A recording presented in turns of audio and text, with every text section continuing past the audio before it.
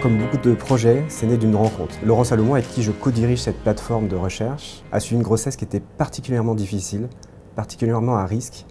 Et au moment de l'accouchement, il y a eu beaucoup de discussions entre Laurent Salomon et le beau-père de la patiente. C'est une histoire qui se termine à peu près bien et Laurent Salomon a été recontacté par la suite par ce monsieur qui lui a dit « Mais comment on peut vous aider? Comment on peut faire avancer cette recherche? Dites-moi comment je peux vous aider à monter ce projet. »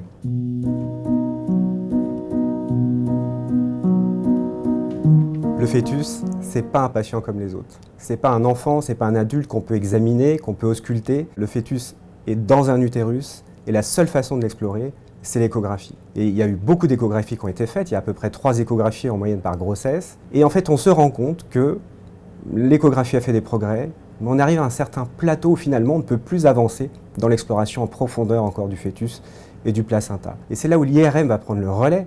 L'IRM va être capable de voir les anomalies anatomiques d'un fœtus, voir l'insertion mauvaise d'un placenta éventuellement, mais surtout, et c'est ça la grande avancée de l'IRM, c'est qu'on a des séquences fonctionnelles qui vont être capables d'étudier le fonctionnement normal ou anormal du placenta, le fonctionnement normal ou anormal d'un cerveau fœtal par exemple.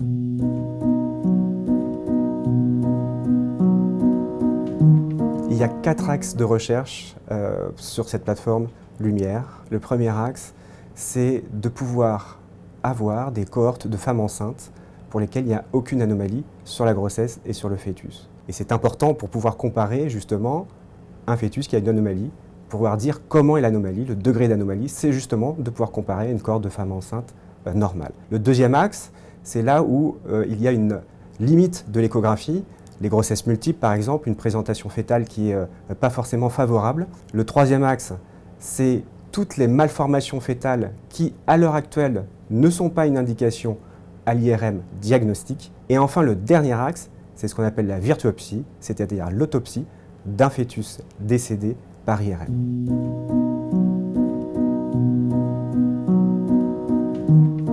La prochaine étape, ça va être d'améliorer toutes les séquences d'IRM qui sont à notre portée pour mieux explorer le fœtus et notamment pouvoir le suivre.